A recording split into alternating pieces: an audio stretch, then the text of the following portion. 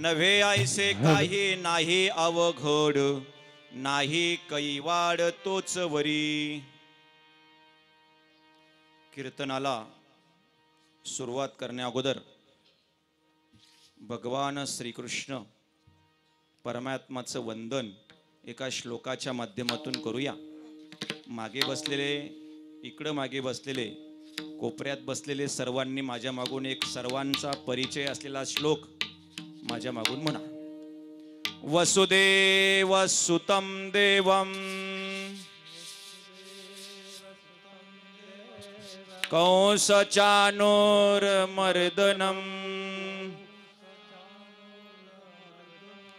देवकी परमानंदं कृष्णं वंदे जगद्गुरुं. कृष्णं वंदे जगद्गुरुं. कृष्णं वंदे जगद्गुरुं. कृष्णं वंदे जगद्गुरुं. कृष्णं वंदे जगद्गुरुं. आता सगळ्यांनी एकदा जोरात घोषणा द्यायची. भारत माता की जय. मागची मंडळी झोपलेली आहे. भारत माता की. अरे ज्या भारत माते करता अनेक हजारो लोकांनी रक्त सांडलं, तुम्ही फक्त जय म्हणायलाही तयार नाहीत. आज आम्ही जे सप्ताह करतोय ना, ज्या स्वातंत्र्यात करतो त्या स्वातंत्र्यासाठी अनेकांनी स्वतःचे संसार उघड्यावर पाडून रक्त सांडलंय. भारत माता की. क्षत्रिय कुलावतंस सिंहासनाधीश्वर राजाधिराज हिंदवी स्वराज्य संस्थापक छत्रपती शिवाजी महाराज की जय. छत्रपती शिवाजी महाराज की जय.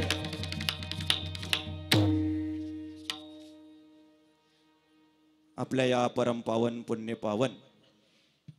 पुण्यशील अशा या गोंदे नगरीत सालाबादाप्रमाणे साधू संतांच्या देवादिकांच्या कृपा आशीर्वादाने पंचक्रोशीतील भजनी मंडळ भाविक मंडळीच्या सहकार्याने, गावातील ग्रामस्थ भजनी मंडळींच्या सहकार्याने पार पडत असलेला हा अखंड हरिनाम सप्ताह आणि त्या निमित्ताने आजची ही 6व्या दिवसाची सेवा.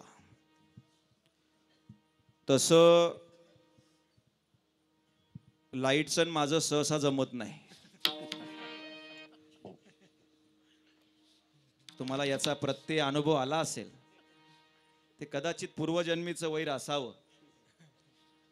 पण लाईटी जाण्याचे पण फायदे आहेत. ज्यांनी सुरुवातीला एकदा बाबा पाहिला, अंदाज पाहून ते उठून पण गेलेत. म्हणजे लाईट जाण्याचे पण हे फायदे आहेत.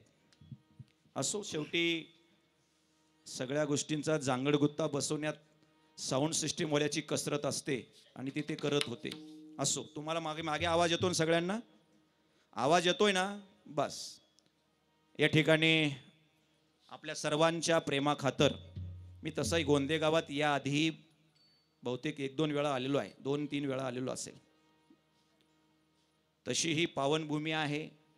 फार मोठ्या संख्येने लोक कीर्तन ऐकतात. विशेष म्हणजे कीर्तन ऐकतात.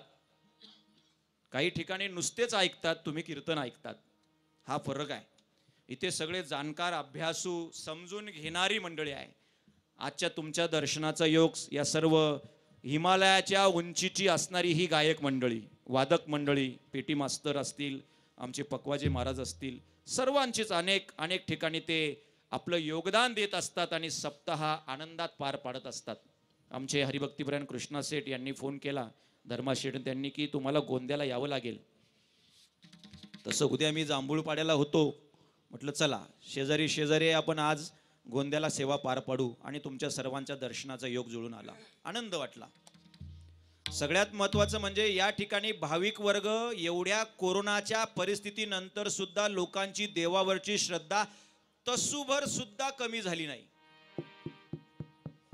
तसूभर सुद्धा कमी झाली नाही. आता नवीन एक विषाणू आलाय. तुम्ही बघितला का आज टीव्हीत? सुरुवातीला कोरोना नाव ऐकलं होतं तुम्ही, नंतर कुठेतरी डेल्टा नाव यायचं, डेल्टा विषाणू, नंतर कुठेतरी म्युकर मायकोसिस नाव आलं होतं, आज एक वेगळंच नाव आलं, ओमिक्रॉन. हे असे किती किती विषाणू बाहेर पडतील, पण जोपर्यंत तुम्ही लोक कीर्तन भजन ऐकतात, जोपर्यंत असे गावागावात सप्ते होतात ना, असे अनेक विषाणू येतील आणि जातील, मात्र हे जग कायम राहील. विठाल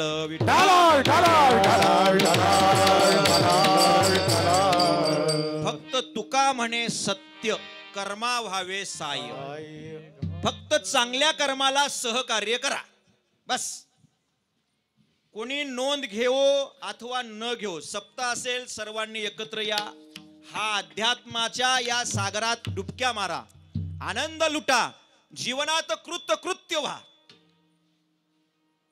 कोणी झाडलोट करत असेल, कोणी स्वयंपाक करत असेल, कोणी गायन करत असेल, कोणी भजन करत असेल, कोणी पहारा देत असेल, कोणी नुसतं कीर्तन श्रवण करत असेल, कोणी नुसतंच येऊन बसत असेल, तरी सुद्धा सगळ्यांचं पुण्य सारखंच आहे.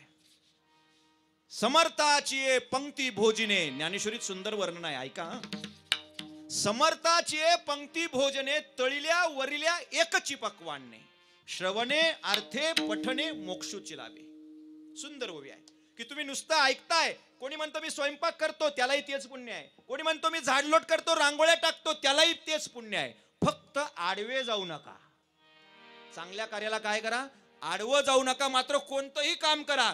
जे इथं गायक आहेत ना, जे वादक आहेत ना, यांना जे पुण्य मिळतं तेच श्रवण करणाऱ्यांना पण मिळतं, श्रवण भक्तीतून. तेच काम करणाऱ्यांना पण भक्त कृती भक्तीतून. म्हणून या ठिकाणी प्रत्येकाला सारखंच पुण्याचा लाभ मिळतो. म्हणून प्रत्येकाने काहीतरी करायचं, पण आडवं यायचं नाही. नाहीतर ती चिमणीची गोष्ट माहिती आहे ना तुम्हाला. चिमणी जेव्हा त्या जंगलाला आग लागते, तेव्हा ती चिमणी काय करते, तिच्या चोचीतून सागरात जाते, चोचीतून पाणी आणते आणि त्या पूर्ण पेटलेल्या जंगलाच्या वणव्यावर टाकते. कोण, चिमणी. उडत उडत जाते सागरावर म्हणजे समुद्रावर, तिथून चोचीत पाणी घेते, त्या चोचीतलं पाणी आणते आणि पूर्ण जंगल पेटलंय, वणवा लागलाय, आणि त्याच्यावरती काय करते, टाकते. तिची ही गंमत कावळा बघतो आणि कावळा सांगतोय, येडी चिमणी तुला कळतं का. म्हटले काय, अगं तुझी चोच केवढी, त्या चोचीत पाणी येतंय किती, हा वणवा पेटलाय किती, अख्खं जंगल आग लागली, आणि तुझ्या त्या चिमूटभर चिमटीभर त्या थेंबर पाण्याने हा वणवा काय विझणार आहे. त्यावेळेस त्या चिमणीचं उत्तर ऐका. असे कावळे आपल्याला आयुष्यभर भेटत असतात. काय रे सप्ताह करून होणार आहे, काय रे भजन करून होणार आहे. ती चिमणी त्या कावळ्याला सुंदर उत्तर देते, अरे कावळे दादा, मलाही कळतंय, माझ्या त्या चोचीतल्या थेंबर पाण्याने हा वणवा विझणार नाही. मात्र जेव्हा या जंगलाचा इतिहास लिहिला जाईल, तेव्हा माझं नाव आग लावणाऱ्यांच्या यादीत नाही, आग विझवणाऱ्यांच्या यादीत राहील. विठाला विठाला विठाला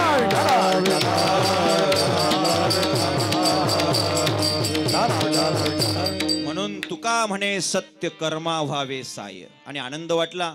आपण सर्वच जण, तसं या भारतात जन्माला येणारा प्रत्येक जणच धार्मिक आहे. कारण हे शरीर जे बनवले ना परमेश्वरांनी, हे खास भजन करताच बनवलंय. याच देही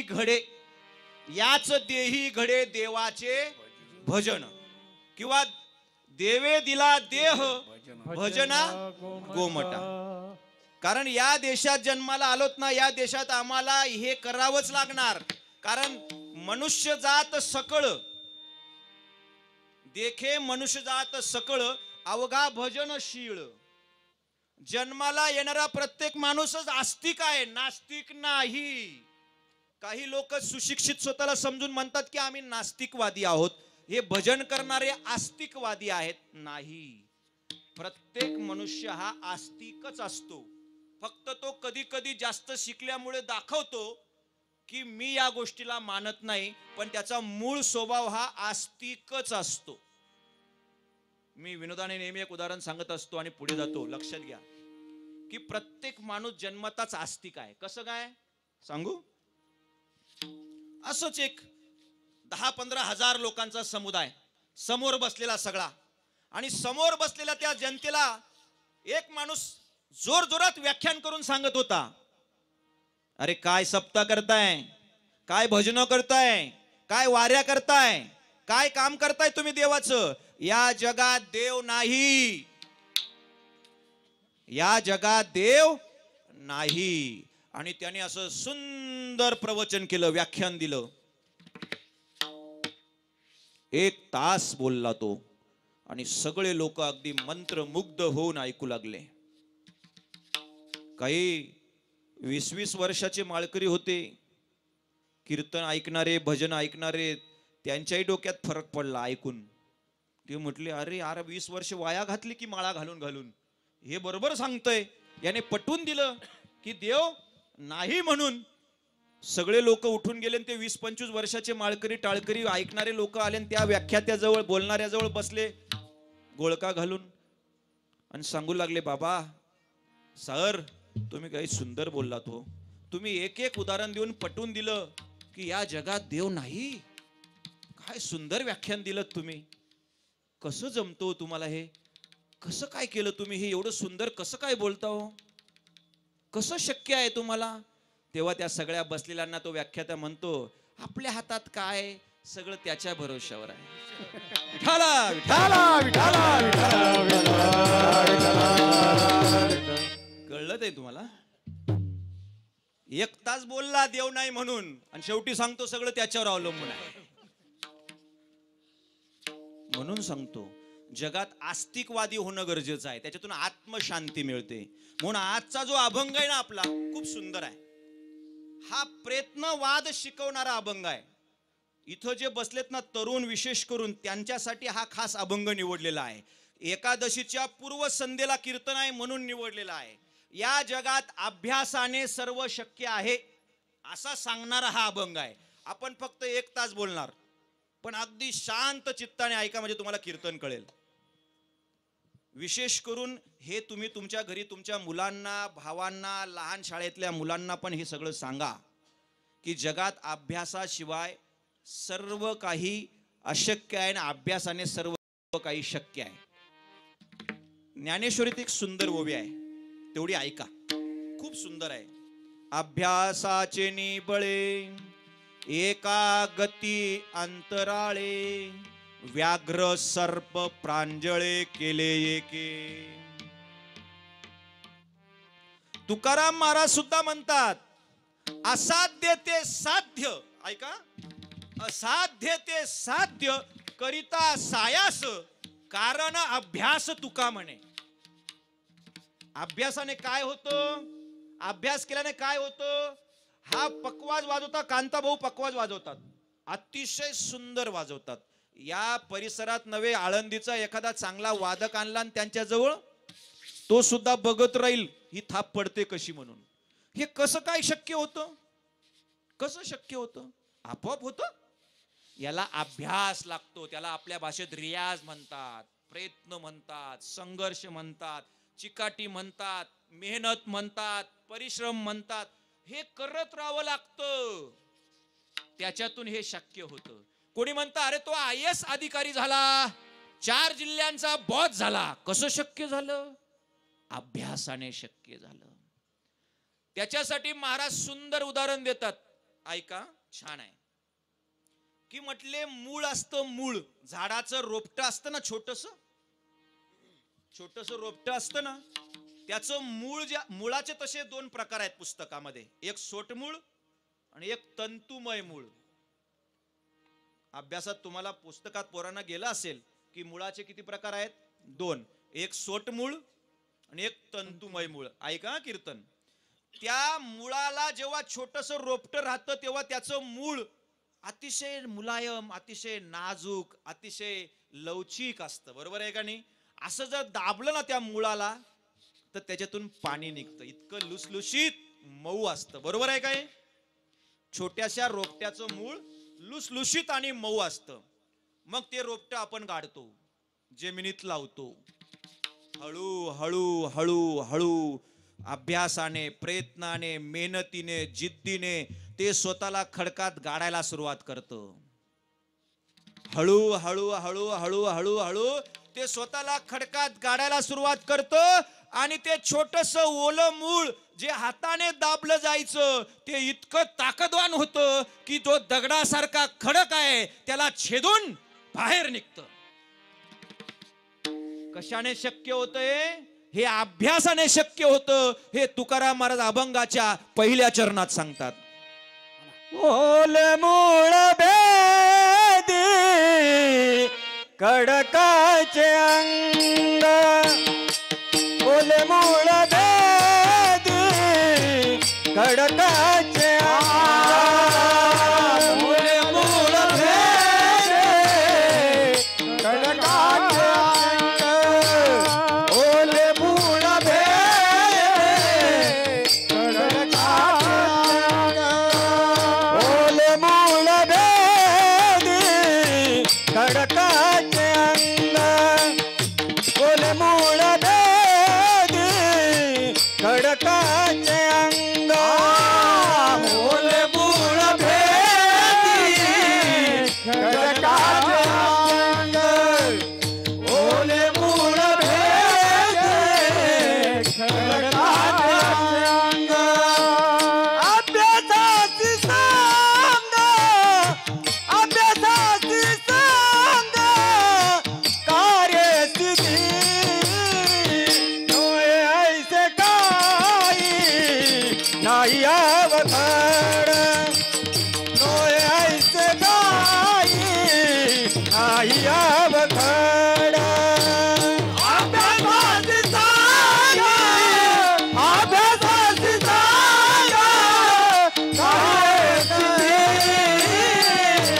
डोळे ऐसे काही अवघड, डोळे ऐसे काही नाही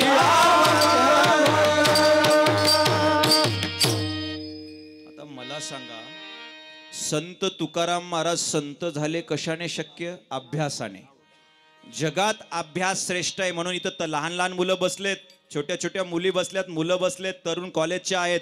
जगात अशक्य काहीच नाही हे तुकाराम महाराज आजच्या कीर्तनातून सांगतायत की बाबांनो, अभ्यासाने छोटस मूळ खडकाला छेदतं, प्रयत्नाने खडकाला छेदतं. सातत्य ठेवा. कोणी म्हणतो अहो मी लाकूड तोडायला घेतलं, मोजून राहिलो 1 2 3 4 5 57 घाव घातले आणि मग तुटलं लाकूड.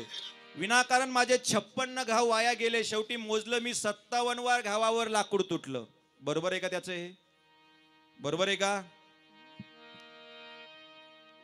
जपले का काय? 56 घाव वाया गेले का?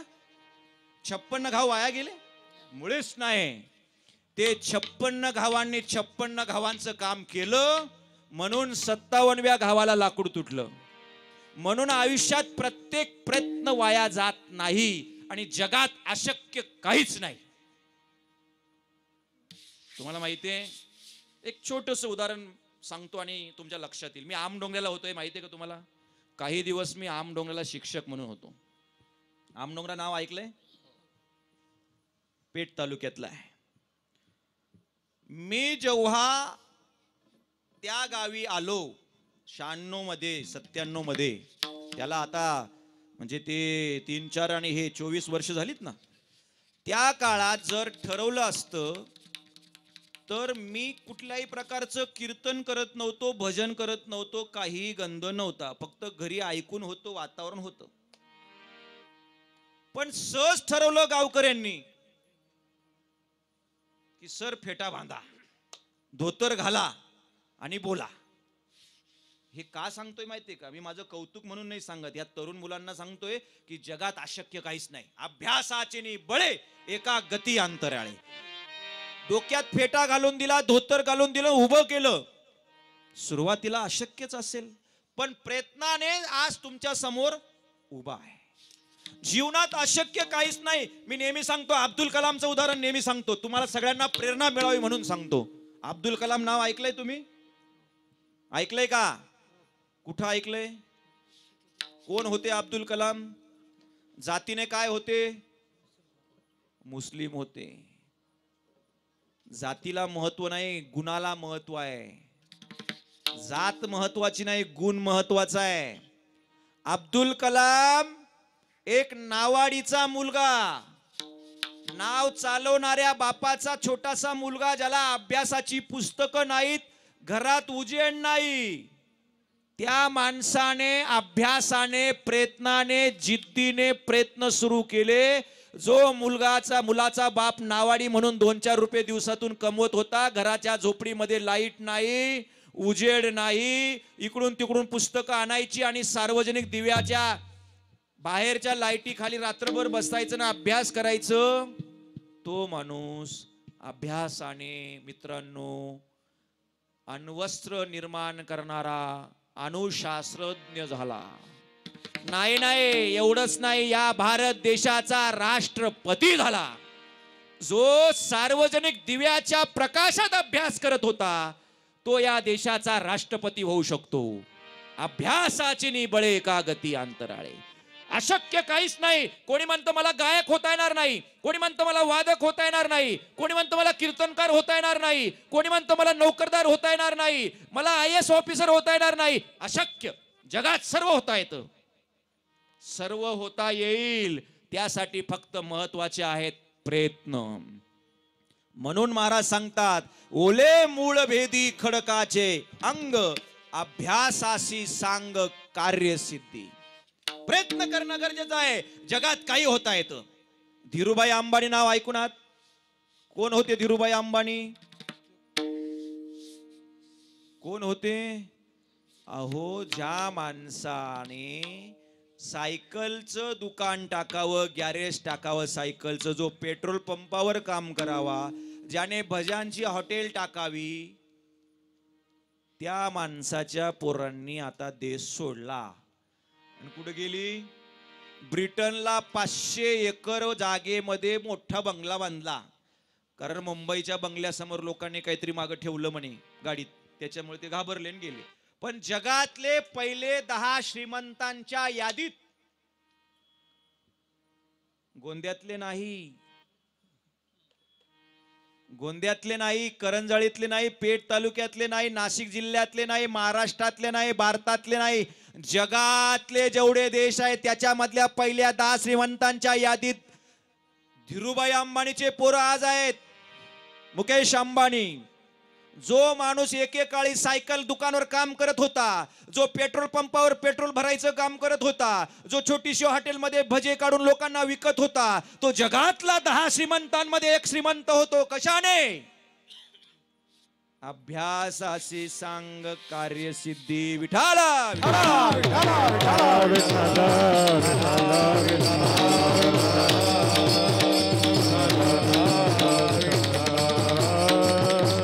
आणि म्हणून तुकाराम महाराज सुंदर सांगतात, बाबांनो, जगात अशक्य काहीच नाही, जगात अवघड सुद्धा काही नाही, काही कैवाड सुद्धा नाही. हे महाराज अभंगाच्या 2ऱ्या चरणात अवघड नाही कावघड, हो काही नाही, नाही अवघड,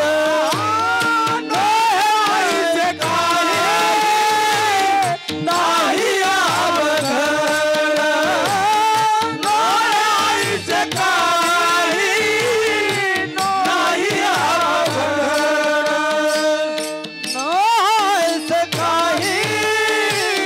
नाही अवघड.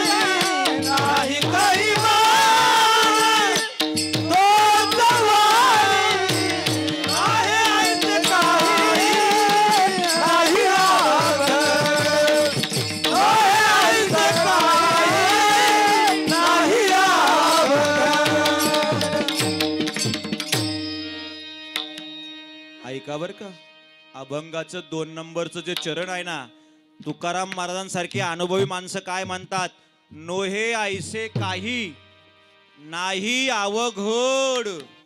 जगात अवघड काहीच नाही म्हटले.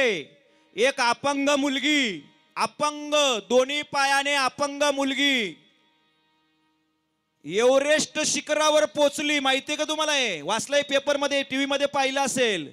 दोन्ही पाय नसलेली मुलगी कुठं चढली? एव्हरेस्ट शिखरावर, जिथे 2 पाय चांगले असलेले माणसं सुद्धा खाली पडतात. जे चांगले माणसं चढू शकत नाही, ते 2 पाय नसलेली मुलगी चढली. कसं शक्य आहे? प्रयत्नाने. आज मी तुम्हाला वास्तववादी कीर्तन करतोय, मी पुरातन गोष्टी सांगत नाहीये. जगात मी तुम्हाला स्फूर्ती मिळावी, प्रेरणा मिळावी, काहीतरी करण्याची जिद्द तरुणांमध्ये निर्माण व्हावी म्हणून सांगतोय. जगात अवघड काहीच नाहीये, काहीच अवघड नाही. सचिन तेंडुलकर नाव ऐकलंय? सचिन तेंडुलकर काय खेळतो? व्हॉलीबॉल खेळतो, बरोबर ना? फुटबॉल खेळतो, कबड्डी, अरे काय खेळतो? क्रिकेट खेळतो. जगात क्रिकेटचा देव ज्याला म्हणतात ना, क्रिकेटचा देव सचिन रमेश तेंडुलकर. काय नाव आहे? सचिन रमेश तेंडुलकर. त्याला सध्या क्रिकेटचा देव मानतात. त्या देवचं वैशिष्ट्य माहिती आहे तुम्हाला? जो 12वीच्या पेपरमध्ये नापास होतो, तो एका विशिष्ट ध्येयाने प्रेरित होतो, रात्रंदिवस मेहनत घेतो आणि तो जगातला सर्वात उत्कृष्ट क्रिकेटर, उत्कृष्ट बॅट्समन, उत्कृष्ट फलंदाज म्हणून जगभर त्याचं नाव होतं. नोहे ऐसे काही नाही अवघड, नाही कैवाड तोचवरी. सुंदर आहे. तरुणांनो, उठा, जागे व्हा. अजूनही वेळ गेलेली नाही. अहो, आपण लात मारू तिथे पाणी काढू ही घमेंड आमच्या तरुणांमध्ये आहे. फक्त व्यसनाच्या आहारी जाऊन नको त्या गोष्टी करून आम्ही स्वतःला संपवतोय. याच भारतातले तरुण, याच महाराष्ट्रातले तरुण एकेकाळी सिंहासारखी गर्जना करत होते. आज आमचे व्यसनाने आमचे शरीर खराब झालेत. छोटी छोटी मुलं आम्ही दारवा पिऊ लागलो. छोटी छोटी मुलं आम्ही तंबाखू गुटखे खाऊ लागलो. छोटी छोटी मुलं सिगारेटी व्यसन करू लागलो. परिणामी आमच्या शरीराची आम्ही माती केली. उठा, उठा, जागे व्हा. स्वामी विवेकानंदांच्या देशातले आहोत आम्ही छत्रपती शिवरायांच्या देशातले आहोत. वीर छत्रपती संभाजी राजांच्या देशातले आहोत. अभ्यासाने सर्व शक्य आहे. मी नेहमी सांगतो, दशरथ मांजी नावाच्या माणसाची गोष्ट सांगतो. तरुणांनो ऐका. आजचा अभंग तो आहे म्हणून सांगतो की प्रयत्नाने सर्व शक्य आहे. दशरथ मांजी नावाचा एक मनुष्य राहतो. खूप सुंदर आहे. तुम्ही जर ऐकाल तर प्रेरणा मिळेल. एकदा सर्वजण जोरात भजन करा. विठाला विठाला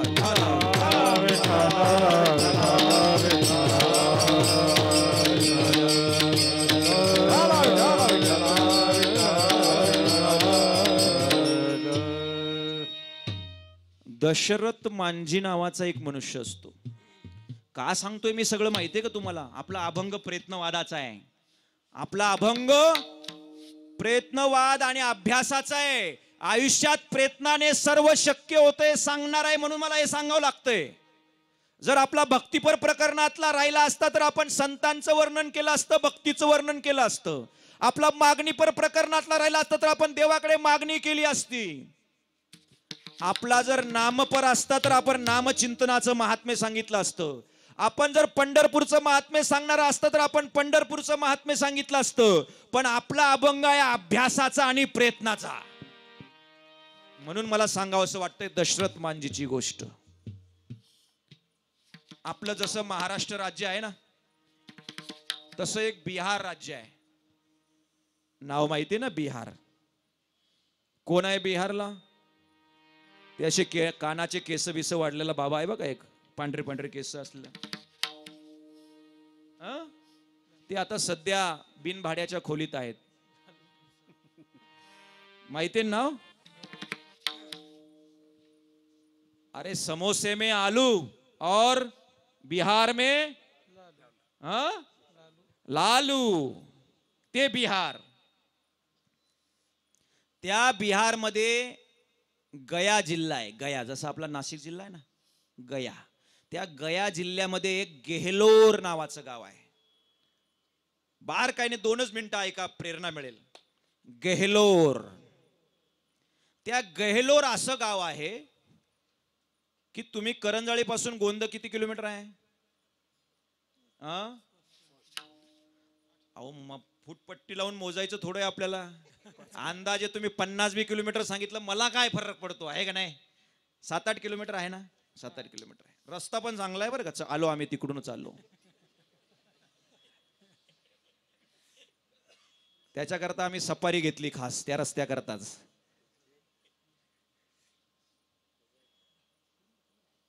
जोपर्यंत आम्ही लोक राग करत नाही ना, राग, जोपर्यंत आम्ही लोक अन्यायाला वाचा फोडत नाही ना, जोपर्यंत आम्ही लोक संताप करत नाही ना, तोपर्यंत काहीच मिळत नाही. लक्षात ठेवा. जाऊ द्या, तो विषय आपला नाहीये. आपला विषय काय चालू होता?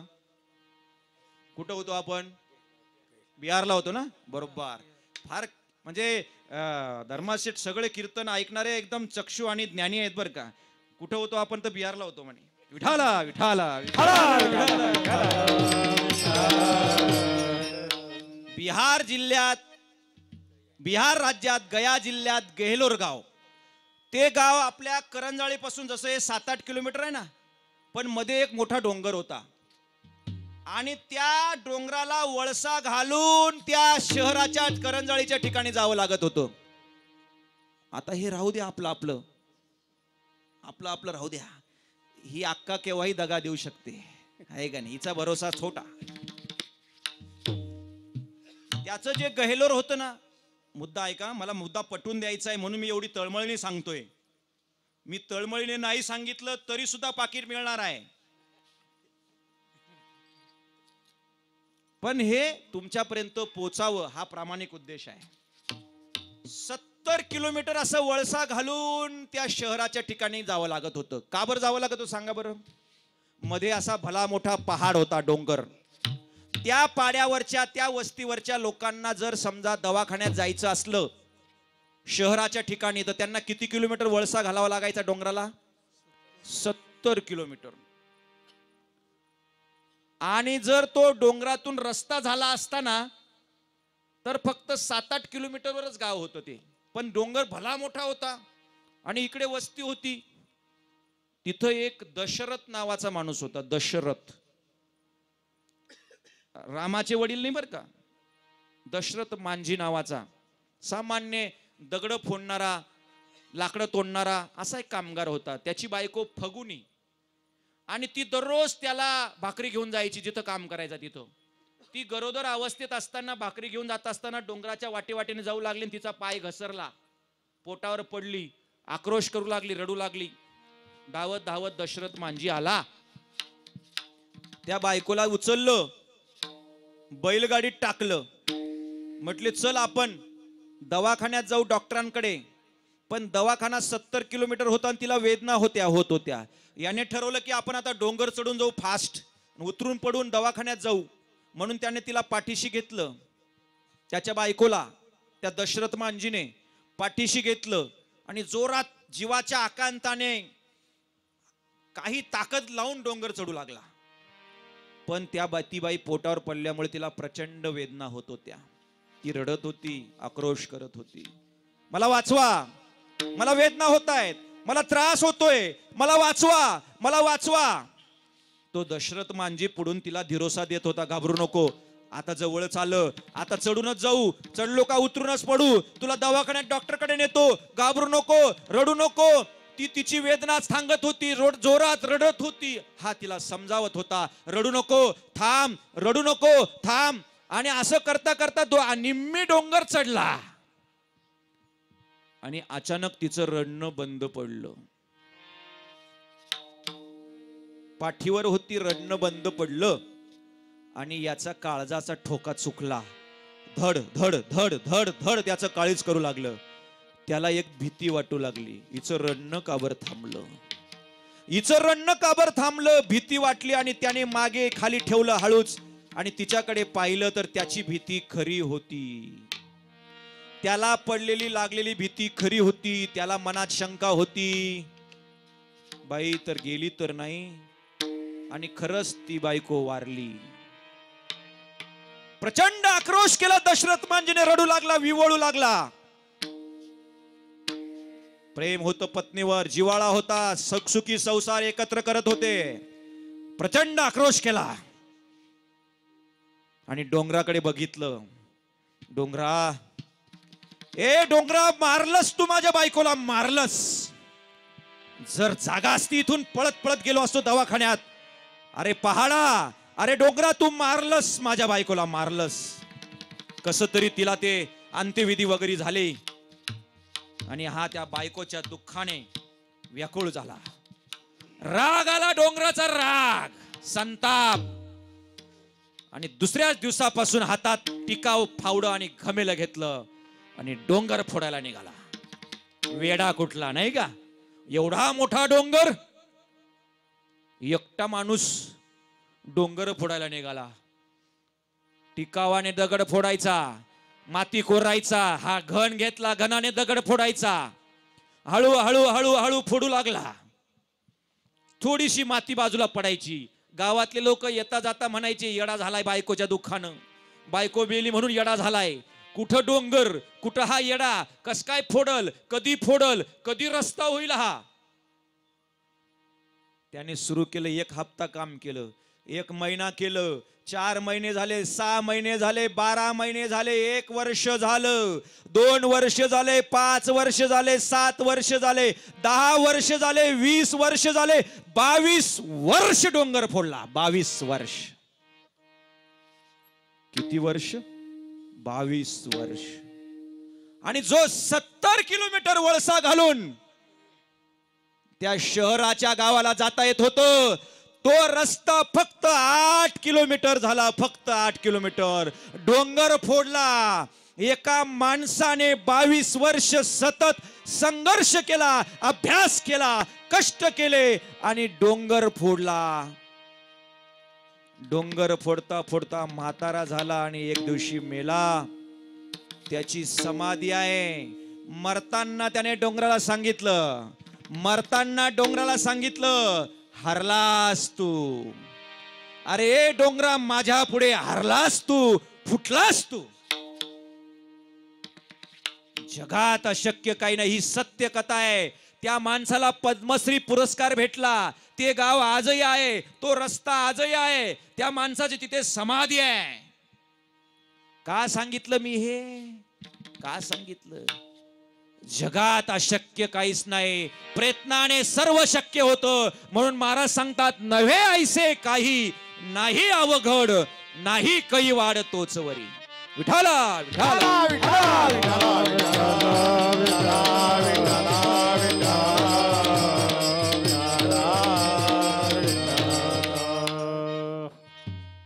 दोन चरण कळाली का तुम्हाला? सगळे असे कान देऊन ऐकतायत. तुम्हाला सांगू, अभंगाचं 3रं चरण काय म्हणतं माहितीये का? त्याच्यात असं वर्णन आहे की म्हटले, जेव्हा तुम्ही विहिरीवर बागायत करायचे, पूर्वीचे जुन्या म्हाताऱ्यांना माहित असेल, पूर्वीचे म्हातारे बागायत करायचे. पूर्वी मोटरी होत्या का बाबा? मोटरी, इंजिन होते का नाही? इंजिनच्या आधी काय होतं? मोटनाडा होत्या. मोटनाडा असताना ते पाणी कुठं पडायचं? विहिरीतलं. विहिरीतून पाणी आणलं मोठेने, ते कुठं पडायचं? थारोळ्यावर. एकदम बरोबर. ते थारोळ कशाचं बांधलेलं राहायचं? चौकोनी चिरा, दगड राहायचे का नाही मस्त पैकी, चौकोनी चिराने असं बांधलेलं राहायचं थारोळ. आणि मग ते 2 बैल असा ती मोठ पुढे ओढायचे. भरून आणली का पुन्हा तो ते बैल मागे यायचे, रिवर्स गिअर पडायचा, बरोबर ना? आणि मग ती मोठेला एक दोर असायचा खाली सोडलेला, बांधलेला. तो त्या दगडावरून घासून खाली जायचा, दगडावरून घासून वरती यायचा, दगडावरून घासून खाली जायचा, दगडावरून घासून वरती यायचा, बरोबर आहे? त्या दोराला काय म्हणतात माहितीये का तुम्हाला? त्या दोराला नाव काय होतं माहितीये का? नाही माहिती? तुकाराम महाराजांना माहिती आहे. त्या दोराला सैंदर म्हणायचे. सैंधर. तो जो नाडा सोडलेला राहायचा ना त्याला काय म्हणतात? सैंधर. तो नाडा कशाचा असतो? सुताचा. तो सुताचा नाडा त्या दगडाच्या चिऱ्यावरून असा जातो, असा येतो. तुम्ही जर जुने थारोळे आमच्या भागातले आम्ही बघितलेत, तुम्ही बघा त्या दगडाच्या चिऱ्याला त्या दोरामुळे काय पडलेली आहे? काय पडलेली आहे? खाच. खाच म्हणता ना तुम्ही? खाच पडलेली आहे. अशी कोरीव जागा पडलेली आहे. खाच पडली. कशामुळे? मला सांगा. दगड दगड आणि सुताचा दोर. सुताचा दोर त्याला घासून घासून चिरा पाडतो, चिऱ्याला दगड कोर पाडतो, खाच पाडतो. कसं शक्य आहे? अहो प्रयत्नाने अशक्य काहीच नाही. तेच तुकाराम महाराज अभंगाच्या 3ऱ्या चरणात दोऱ्याची राखापे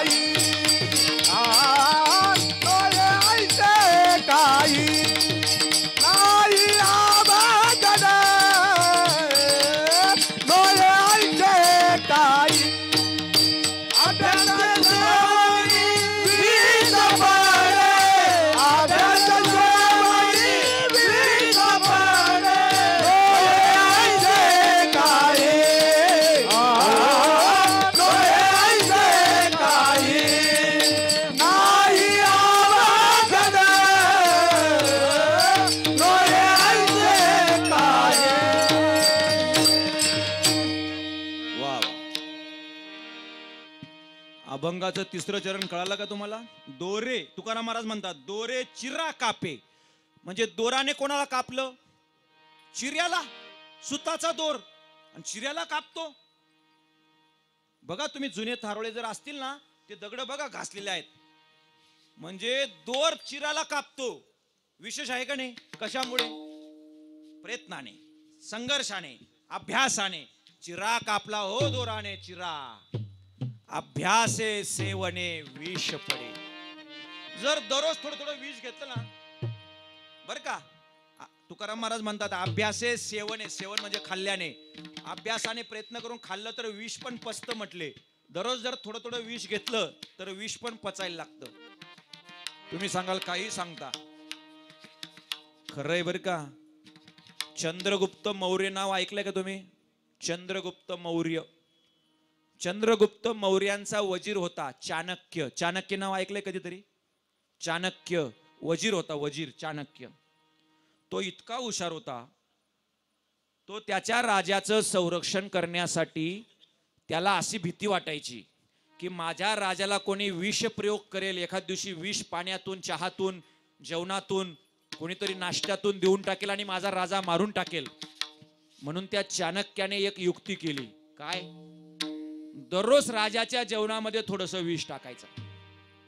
सत्यकथा चंद्रगुप्त मौर्य. अभ्यासात पुस्तकांच्या इतिहासाच्या पुस्तकात आहेत बघा. त्याचा वजीर कोण? चाणक्य. चाणक्य हा गुरुजी पण होता. शेंडी लावणारा, शेंडी मारणारा. त्याने सांगितलंय शिक्षक कभी साधारण नहीं होता, प्रलय और निर्माण उसकी गोद में पलते. हे त्याचं वाक्य आहे चाणक्याचं. तो चाणक्य कोणाचा वजीर होता? चंद्रगुप्त मौर्याचा. दररोज जेवणामध्ये विष टाकायचा, थोडं थोडं थोडं थोडं. अहो त्या राजाच्या शरीराची रचना अशी झाली ना, तो विष पचवायला लागला ना. का केलं त्याने तसं? की उद्या समजा शिकारीला गेला राजा, दुसऱ्या राज्यात गेला, कोणाच्या घरी जेवायला गेला आणि कोणी विष प्रयोग जरी केला तरी राजा मरायला नको, म्हणून हे आर्य चाणक्याने केलेलं प्रयत्न होते.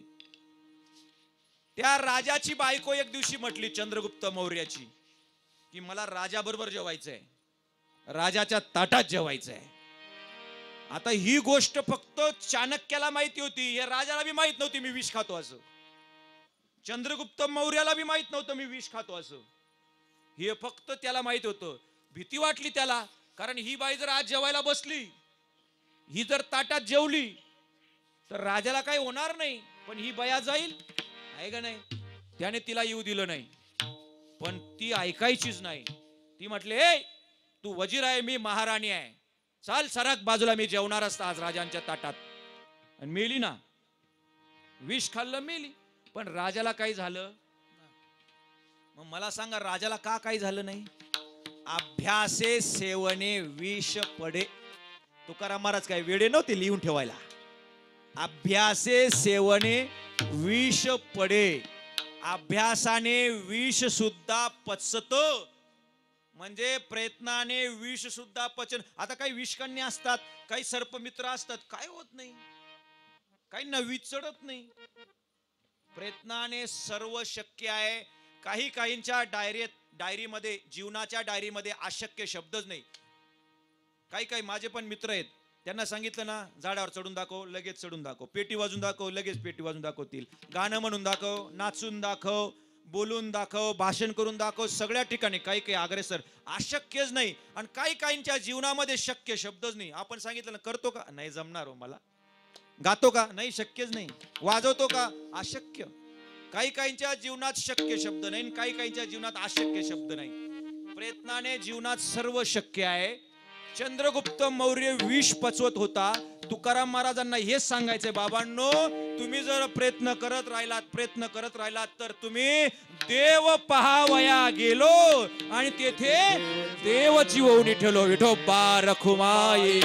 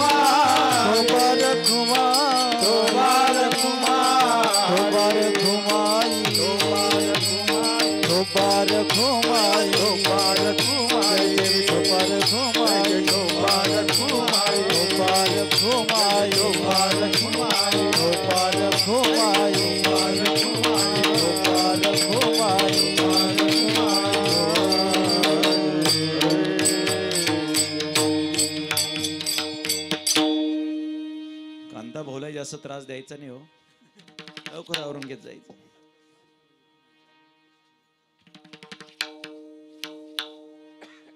जास्त वजनदार आहे, सवय नाही. जास्त वजनाची अजून सवय पाडली नाही. कृष्णाशेठ ठरवलं तर वजनाची सवय पाडू शकतो आपण, पण नको अजून, आहे का नाही? आहे, पगार मिळतो त्याच्यामुळे वजनाची सवय पाडायची नाही. कमी वजनात भागवायचं असं ठरलंय, पण मग असं म्हणून असं बी समजू नका की कमी वजनात भागताय बुवा. विठाला विठाला विठाला विठाला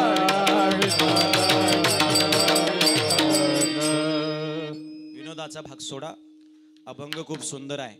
आज माझे जेवढे तरुण बसले असतील ना, त्या तरुणांना मी एकच सांगतो, तुकाराम महाराजांनी 400 वर्षापूर्वी सांगितलंय, बाबांनो लढा, जिंकणारच, यश येणारच, अभ्यास करा, प्रयत्न करा, जिद्द करा.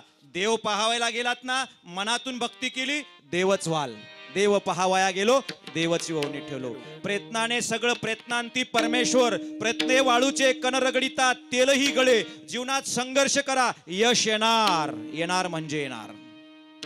आणि म्हणून महाराज सांगतात, अभ्यासे सेवने विष पडे, नव्हे आईसे काही नाही अवघड, नाही कैवाड तोच वरी. आणि शेवटी तुकाराम महाराजांना खूप सुंदर सांगायचंय बरं का. आता आपण जास्त वेळ घेणार नाही, साधारण 10 मिनिटात आपण सगळं आवरणार, पण बार काही नाही, ऐका. तुकाराम महाराजांना या अभंगातून तुम्हा आम्हा सर्व जनतेला एकच पटवून सांगायचं आहे की बाबांनो, ज्या परमेश्वराने तुम्हाला निर्माण केलंय ना, त्याने जेव्हा तुम्हाला जन्माला घातलं, जन्माला घालण्याच्या आधीच तुम्हाला प्रयत्न करायला शिकवलं. तुम्ही सांगाल कसं काय? जेव्हा आम्ही गर्भात असतो, ऐका बरं का बारकाईने, जेव्हा आम्ही आईच्या उदरात असतो, आईच्या गर्भात असतो, एक बारीक सूक्ष्म जंतू असतो. नंतर त्या जंतूला त्या जठरामध्ये आपण आपली जागा तयार करण्यासाठी हालचाल करतो. छोटस होतो, छोट्याशा याच्यामध्ये नाक, कान, डोळे, हात, पाय तयार करून स्वतःच आपली जागा निर्माण करण्याचा प्रयत्न करतो. तुका म्हणे कैचा बैसन्यासी ठाव, जठरी जठरी जठरी बाळा वाव एकाएक. याचा अर्थ असा आहे, ऐका, की आम्ही सुद्धा प्रयत्नाने, अभ्यासाने, सायासाने, कष्टाने, परिश्रमाने आईच्या पोटामध्ये स्वतःसाठी जागा निर्माण करतो. आईच्या जठरामध्ये स्वतःसाठी जागा निर्माण करतो.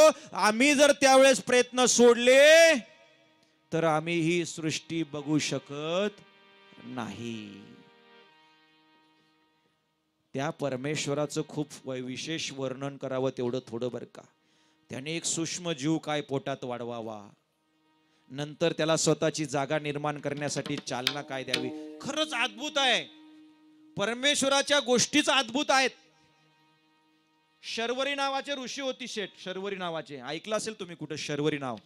ते शर्वरी नावाचे ऋषी जन्माला आले आणि जन्मानंतर ते या जगात राहिले नाही, डायरेक्ट एखाद्या घनदाट जंगलात निघून गेले, अरण्यात बरं का.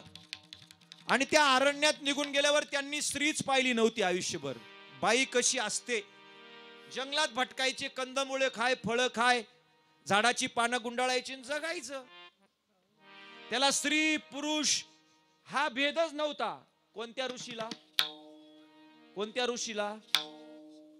कीर्तन ऐकताना काही गोष्टी लक्षात पण ठेवायच्या बरं का. हा, नाही तर एका कीर्तनात सांगितलं, रावणाने सीतेचं हरण केलं. इतकं बारकाईने कीर्तन ऐकणारा श्रोता होता. तो कीर्तन झाल्यावर माझ्याकडे आला, म्हटले का हो तुम्ही पुढचं सांगितलंच नाही. म्हणे काय, तुम्ही फक्त एवढं सांगितलं रावणाने सीतेचं हरण केलं. म्हटले बरोबर आहे. म्हणे मग पुढं काय झालं? म्हणे. म्हटलं कस काय? म्हणे ती सीता हरण झाली, ती हरणच राहिली का पुन्हा बाई झाली?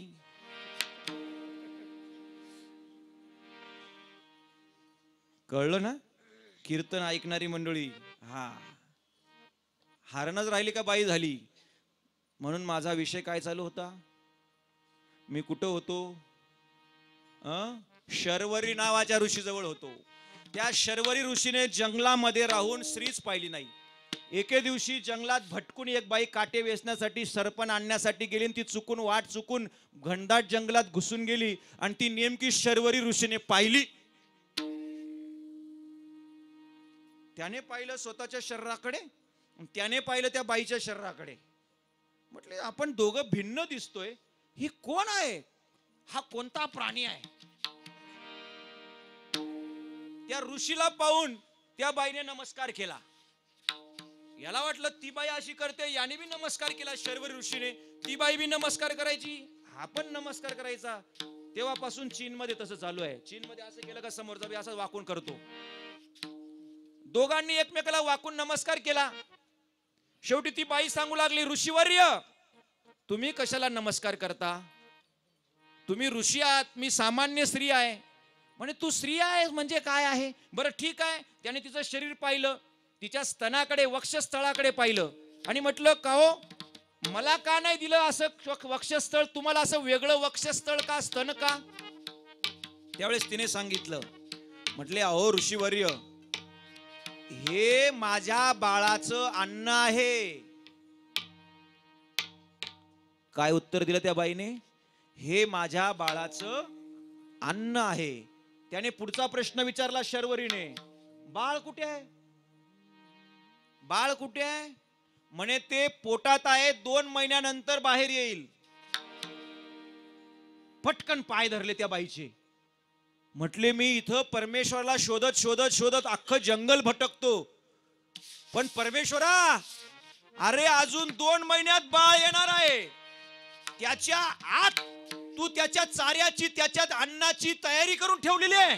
काय परमेश्वरा उदार आहेस तू. पटकन त्या स्त्रीचे पाय पडल्याने अश्रूने पाय धुतले आणि सांगू लागले, परमेश्वरा उदारांचा तू शिरोमणी आहेस. विठाला विठाला.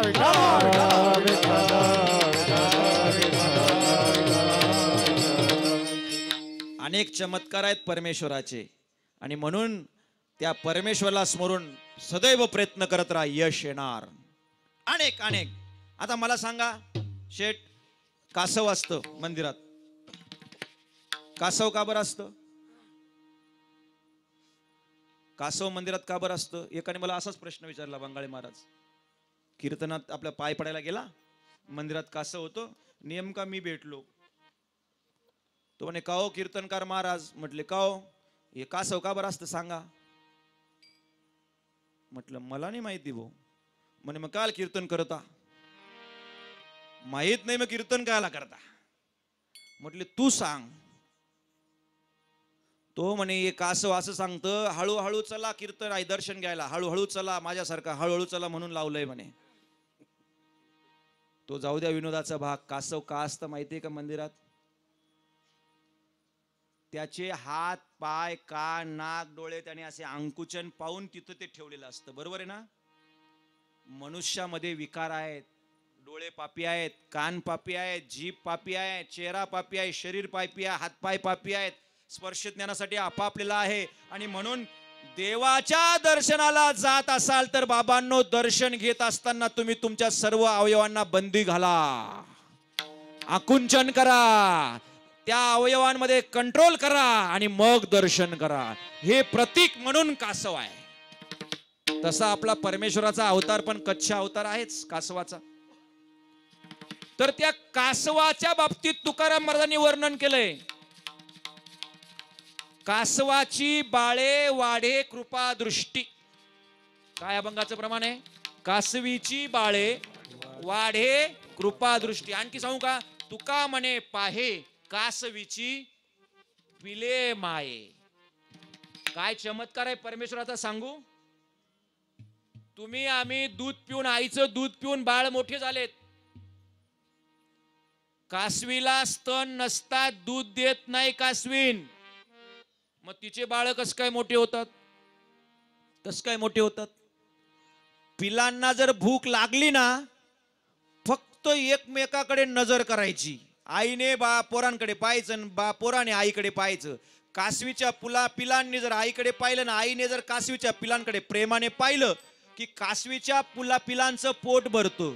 काय चमत्कार आहे त्या परमेश्वराचा. तुका म्हणे पाहे कासवीची पिले माये. काय नजरेचा खेळ आहे.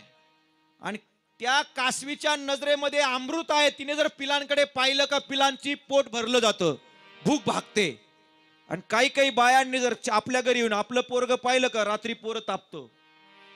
काय नजर आहे. ही बी नजरच म्हणावी की नाही. तुका म्हणे पाहे कासवीची पिले माय. अनेक चमत्कार आहेत परमेश्वराचे, किती सांगावे. तुम्हाला माहितीये पाऊस पडतो, मंद मंद पाऊस पडतो आणि मंद मंद पाऊस पडला का असं आकाशात इंद्रधनुष्य पडतं. इंद्रधनुष्य पडलं का गारगार वारा सुटतो, मंद मंद पाऊस पडतो, इंद्रधनुष्य पडलं का मोर नाचतो, थुई थुई नाचतो. आणि तो इतका आनंदित होतो, इतका आनंदित होतो, त्या आनंदाच्या भरामध्ये त्याच्या डोळ्यातून अश्रू पडतात आनंदाचे. आणि ते अश्रू ती मोरणी म्हणजे लांडोर म्हणतात मोरणीला, मोरणी नाही, मोर आणि लांडोर. ती लांडोर काय करते, ते जे डोळ्यातून मोराच्या अश्रू पडतात ना, ते अश्रू पिते, टिपून घेते आणि पिते. त्या आनंदाच्या अश्रू पिल्यानंतर तिला गर्भधारणा राहते. काय चमत्कार त्या परमेश्वराचा. म्हणजे विज्ञान असं म्हणतं की प्रजोत्पादनासाठी मैथुनाची गरज आहे. हा विषय थोडा जड आहे. प्रजा उत्पन्न करायची असेल तर स्त्री पुरुष किंवा नर मादी यांचं मिलन आवश्यक आहे. पण इथं ते नाहीये. परमेश्वराने हा असा घटक बनवलाय की अश्रू पिले का लांडोरने गर्भधारणा राहते तिला आनंदाचे अश्रू पिल्यावर. हा चमत्कार त्या परमेश्वराचा आहे. किती चमत्कार सांगायचे. अजून सांगू एखादा.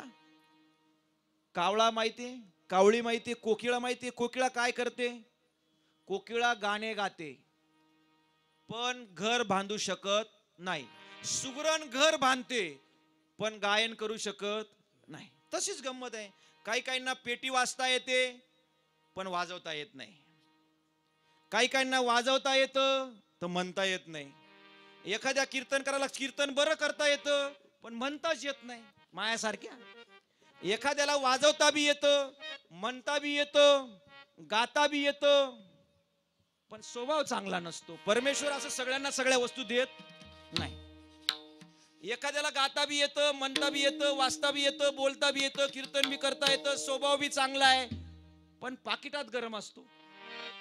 सगळ्याच गोष्टी वेगळ्या वेगळ्या असतात. त्याप्रमाणे त्या कोकिळाला गाता येतं पण घर बांधता येत नाही. मग ती काय करते कोकिळा माहितीये का. आपले अंडे आहेत ना, आपले अंडे गुपचूप कावळी ज्या दिवशी नसली का घरात, कावळी म्हणजे कावळ्याची बायको, कावळी सोपी भाषा आपली बर का, त्या कावळीच्या घरट्यात नेऊन सोडते. कोण, कोकिळा, तिची अंडे. आता कावळ्याची जमात येडी जमात.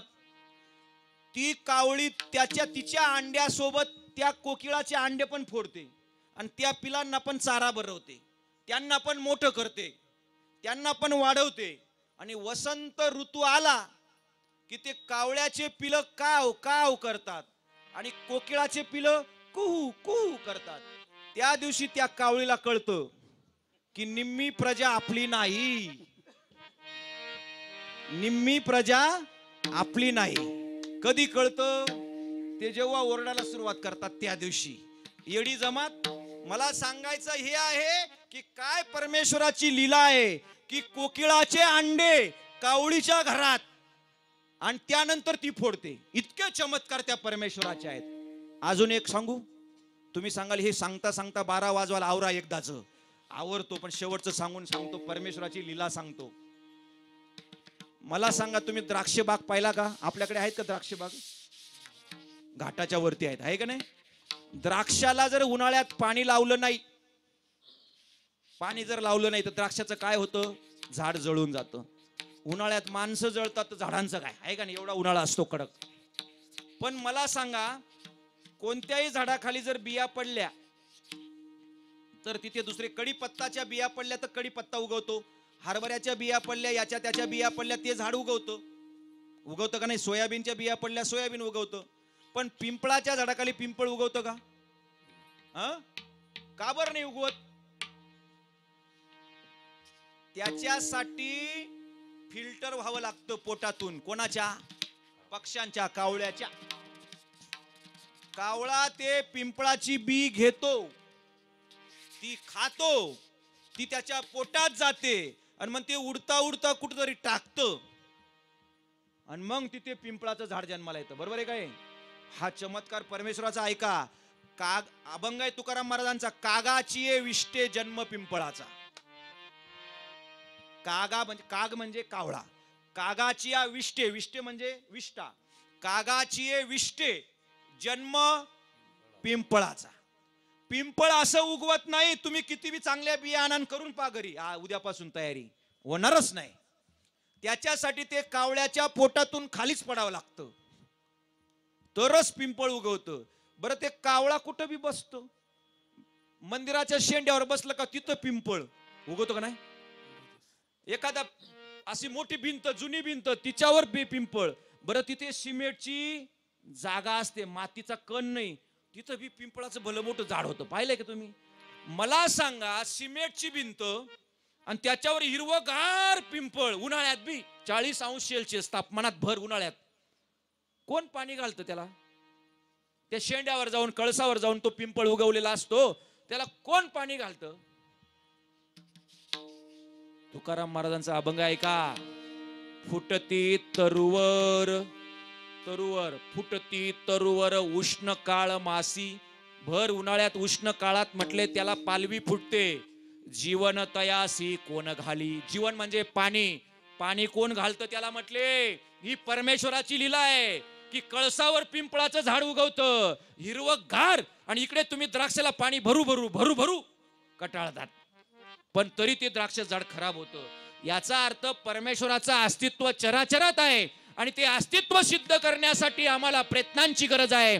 जर आम्ही प्रयत्नाने परमेश्वराचे झालो तर आम्ही एक दिवस देवच होऊ, देहीच विदेही भोगू दशा होईल. आणि म्हणून ज्याप्रमाणे बाळ स्वतःची जागा जठरात तयार करते, तुकाराम महाराज सांगतात त्याचप्रमाणे परमेश्वर आपलासा करता येतो. अभंगाचं शेवटचं चरण. तुका म्हणे कैसा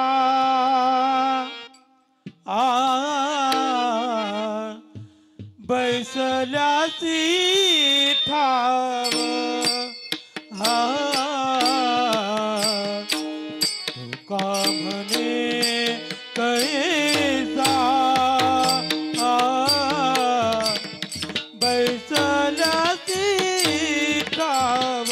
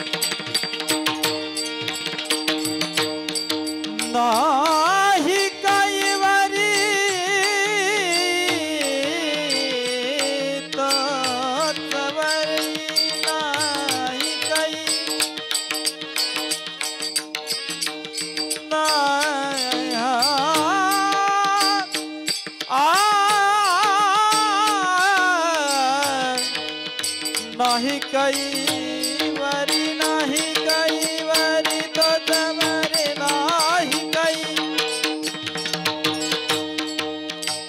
नाही नाही रे हा नाही कैवारी तोच ऐकना नाही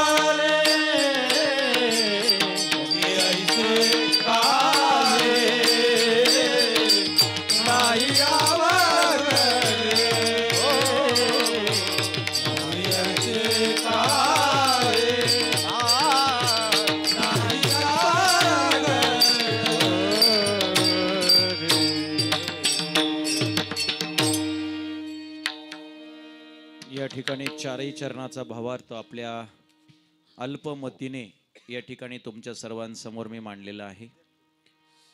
तुम्हाला धन्यवाद द्यावेत इतके थोडे. दररोजची कीर्तनं ऐकतात तरी सुद्धा शेवटपर्यंत कीर्तनात बसलेली असतात याचा मला आनंद वाटतो. आणि म्हणून या भागात येत असताना एक आत्मिक आनंद निर्माण होतो की नाही, आज आता भरपूर गर्दी असेल, कीर्तनातले श्रोते हे मनापासून भक्ती करणारे भाविक असतील याचा आनंद होतो. आणि म्हणून या भागात कीर्तनाची तारीख आली तर सहसा मी टाळत नाही, कारण या भागातले 96 पासूनचे ऋणानुबंध आहेत.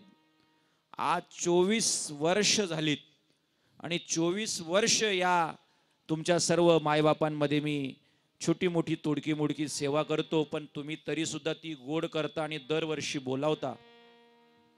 हे एक आईचं आणि मुलाचं प्रेम ज्याप्रमाणे असतं तसे तुम्ही सर्व पेठ तालुक्यातील सर्व ही भजनी मंडळ, गायक मंडळी, ही आमचे सर्व अतिशय गुणी असलेली ही सर्व गायक वादक मंडळी नेहमी बोलावत असते. तसं अनेक गेल्या 12, 13, 14, 15 वर्षापासून कीर्तनं तुम्ही ऐकता, पण तरी तुम्हाला वाटतं की सरांना बोलवावं, कीर्तन ऐकावं. मलाही याचा आनंद मिळतो की तुमच्या सर्वांचं पुन्हा दर्शन होतं, सर्वांची भेटण्याचा, बोलण्याचा, हसण्याचा, आपलं मत व्यक्त करण्याचा सौभाग्य प्राप्त होतं आणि याच्यामुळे खूप आनंद आहे. तुम्ही सुद्धा एवढ्या शेवटपर्यंत बसलात, सर्वजण अगदी अंधारात बसून सुद्धा कीर्तन ऐकतायत. कोणी उठून घरी गेलं नाही, इकडे मागे असेल, पुढे असेल आणि कीर्तन अतिशय आपण 1-1.5 तासच बोललो, पण तुम्ही अगदी आनंदाने ऐकलं. माझाही सांगण्याचा उद्देश इतका छोटा आणि शांत असतो की प्रत्येकाच्या मेंदूत ते घुसावं, प्रत्येकाला ते कळावं म्हणून साध्या सरळ सोप्या भाषेत मांडायचा माझा प्रयत्न असतो. खूप विविध प्रमाणात ज्ञानेश्वरीतले चांगले प्रमाण द्यायची मला हौस आहे. खूप काही प्रमाणं असतात, पण ती प्रमाणं सारखी दिली का समोरची लोक झोपतात, म्हणून मी ते ज्ञानेश्वरीतल्या ओव्या सुद्धा सहसा टाळतो. पण छोट्या छोट्या ज्या सहज समजण्यासारख्या गोष्टी आहेत त्या तुमच्या पुढे मांडण्याचा माझा प्रयत्न असतो. तुम्ही ते ऐकून घेता.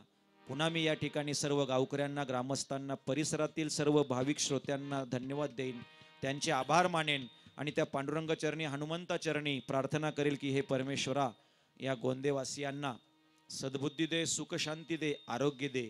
त्यांच्या हातून तुझा हा जो हरिनामाचा, अखंड हरिनामाचा उत्सव आहे, हा दिवसेंदिवस वर्षानुवर्ष सदैव घडू दे, याच्यात खंड पडू देऊ नको, अशी त्या मारुतीराया चरणी आणि भगवंत चरणी, पांडुरंग चरणी प्रार्थना करतो. पुन्हा एकदा गायक वादक सर्वांचे आभार मानतो. तुम्ही सर्व मायबाप बसलात, अतिशय चांगल्या प्रकारे कीर्तन सेवा श्रवण केली, तुमचे सुद्धा मनापासून आभार मानतो. मला सेवा देणारी ही सर्व आमची मित्रमंडळी यांचेही पुन्हा आभार मानतो आणि थांबतो. ज्ञानेश्वर माऊली, ज्ञानराज माऊली, महाराज ज्ञानेश्वर माऊली, माऊली ज्ञानेश्वर माऊली, माऊली ज्ञानेश्वर माऊली, ज्ञानराज माऊली. जय विठ्ठल, जय हरी विठ्ठल, जय बापरा.